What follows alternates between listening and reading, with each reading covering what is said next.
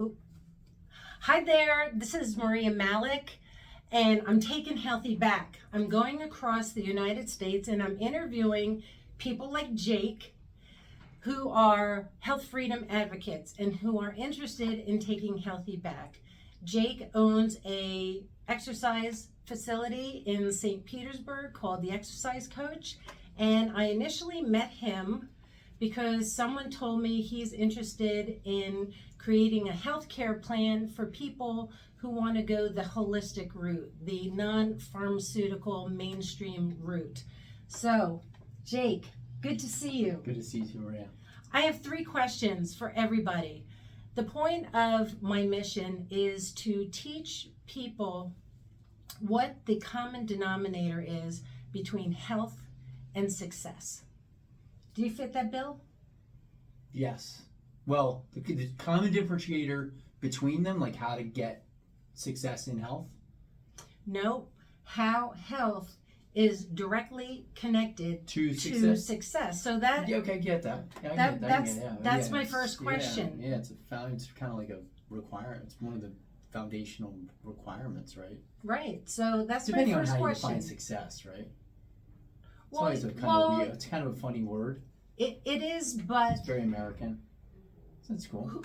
Whatever your definition of success is. So the question is, for me, how does health relate to success? In my Well, view? this is my first question. How does health or sustained wellness contribute to your success?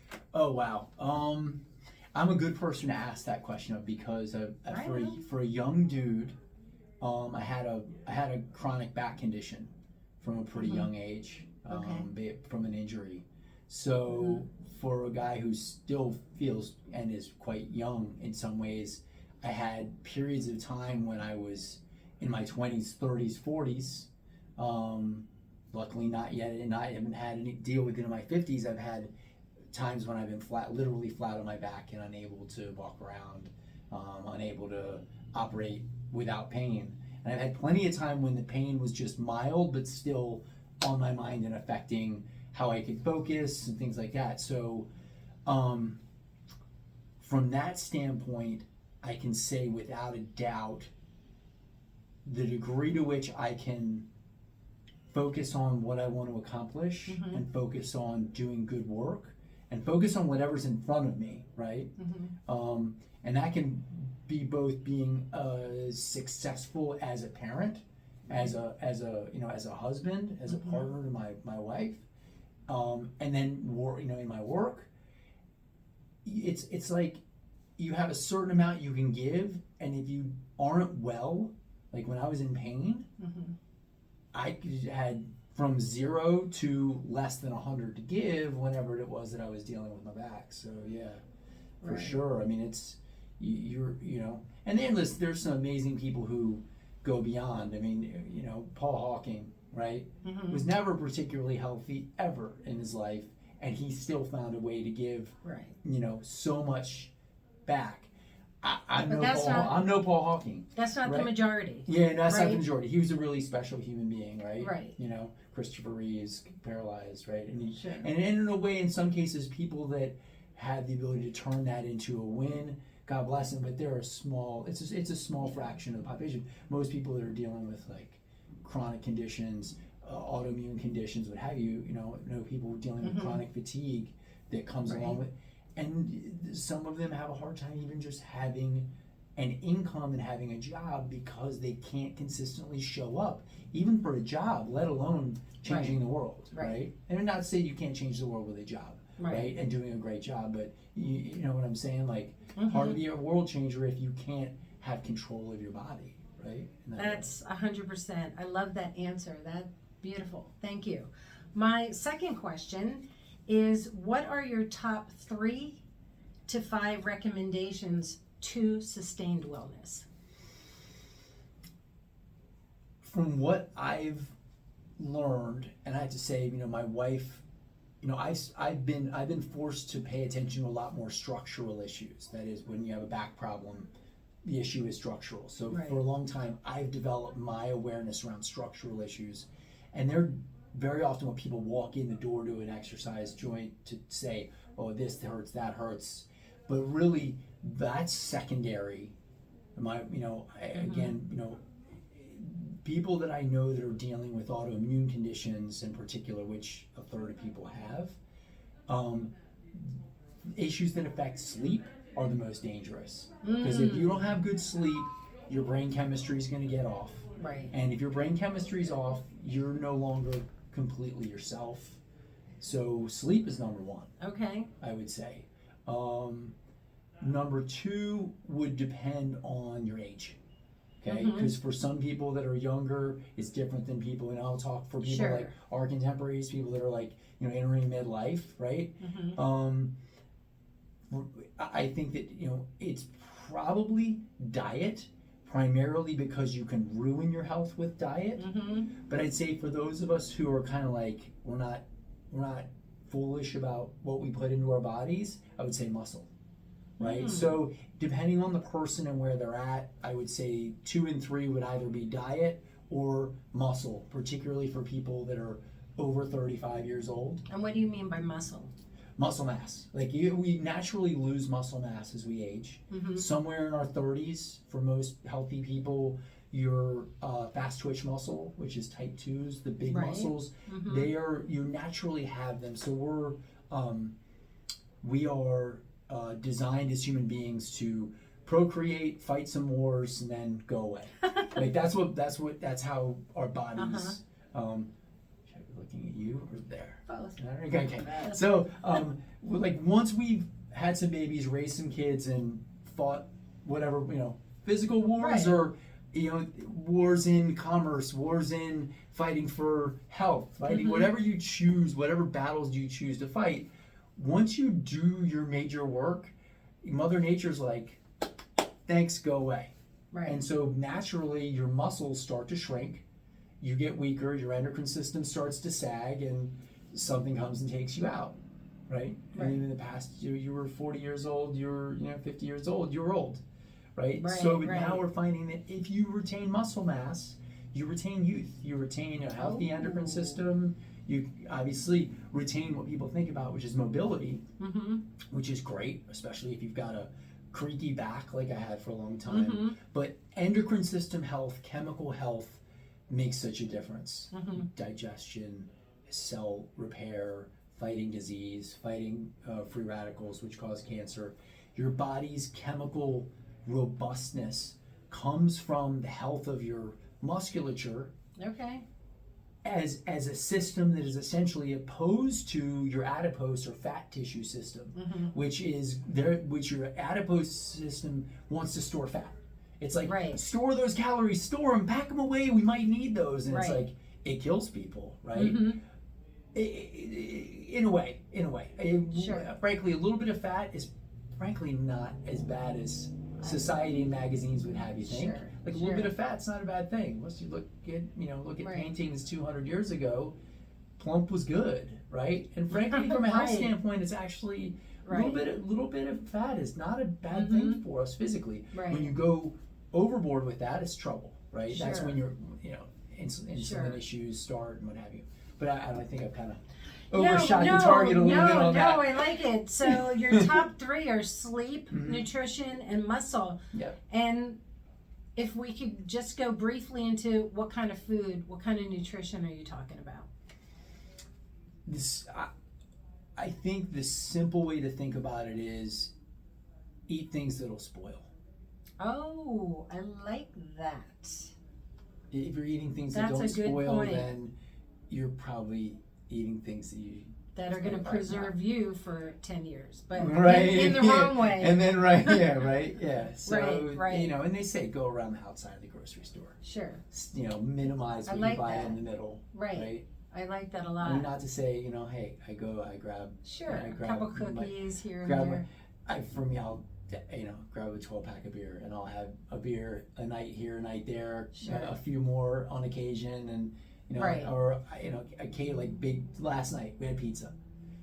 I can't tell you the last time I had pizza, right? So it's like an occasional. I love pasta occasionally, Sure. But it's like, for the most part, for us, it's, meat, potatoes, vegetables, right. meat, Things meat and spoil. vegetables, right? That's a great Then if point. we're not a meat eater, then you gotta find your way to getting the protein that you want and need, right? Which is more challenging. I think it's great, people that do that. It's just not. I love it. Yeah, well, that's what I do for sure. Which is great. It's not something that I've learned to do. Well, and I feel that if I do that most of the time, then the times that I do indulge in those, things that are bad for me, my body is going to be able to handle it. Yeah. And I have one more question, and that is, tell me about your vision for a natural health care. Or what that means. What that means I mean, to you. I think particularly in this country, and unfortunately, much of the developed, world is following our lead, and the idea of what health care is become very narrow. My understanding of the health care system, and I use that word very loosely. It's all about the codes.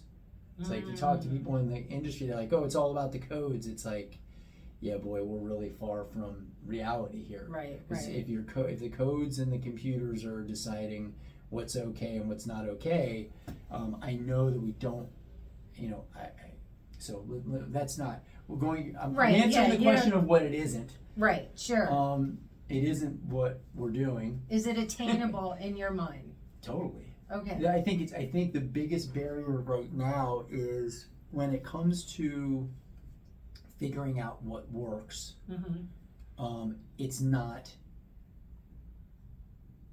There are many options for what can be better than what we do currently, but I don't know that there is a source of decision making that is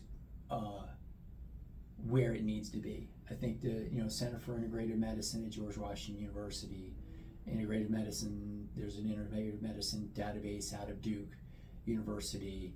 Like, there are some repositories of data that would have me say, my situation is this. I have this type of cancer. I have this type of heart problem. Or I have this type of pulmonary issue, or what have you. What should I do if I don't want to just take the medication, which essentially my understanding is from doctors that all medications are addressing symptoms. Right, exactly. We address symptoms in this country. We don't actually get, so if you then go to, well, it's Chinese medicine or Ayurveda or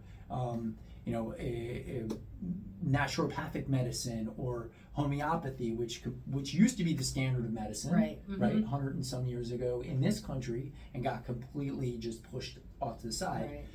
There's multiple modalities for addressing things, and I think part of the problem also is people swing from, well, then Western is completely garbage, we have to do all alternative, and certainly in the case of cancer, that's not a good idea either, right? It's some integration of quote unquote alternative, which should be primary. Sure, absolutely. Alternative medicine shouldn't be alternative, it should be primary. Right. And each person should, have help in finding, oh wow, I get chiropractic tune-ups from time to time because my back is a little wacky. Right.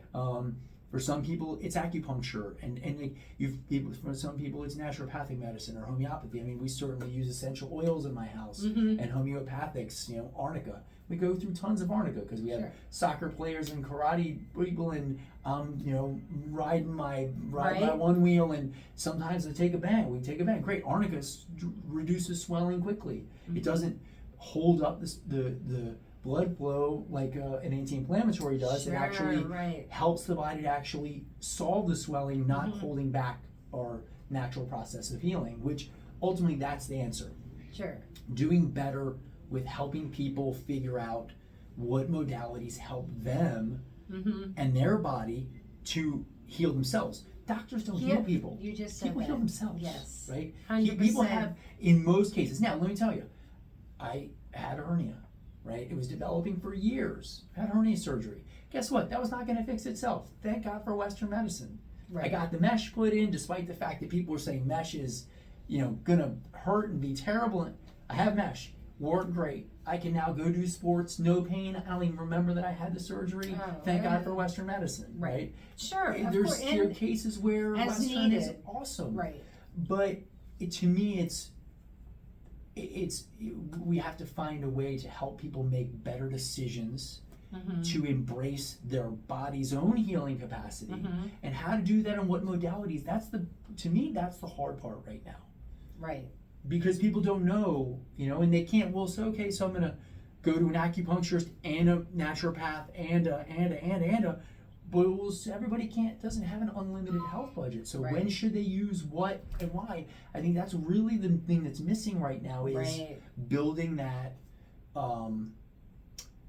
decision-making support system so people can know. And unfortunately, the acupuncturist wants you to get acupuncture. The chiropractor wants you to get chiropractic. I get it. I'm a business owner too. I want everybody to come and strength train with me. Right. And I would put the dollar being spent here up against any dollar, but the acupuncturist will say the same thing. So I think that's where we're a little stuck. Is everybody's pulling for their own corner, as opposed to us saying, hey, let's get real and get the data together and say, hey, really, in what situation should I do what? And that's not an easy question with a complex set of options, but that's really what's missing in my view. I love it. Thank you so much for taking this time with me. Totally my pleasure. I'm going to put Jake's information in the description below if you want to meet him, learn more about what he does at the Exercise Coach in St. Petersburg, Florida. You can get in contact with him there. Thank you so much for joining us on our journey to taking healthy back with great people like Jake. And you. Thank you. Oh, thank you for doing this. Thank you. Maybe I could do this.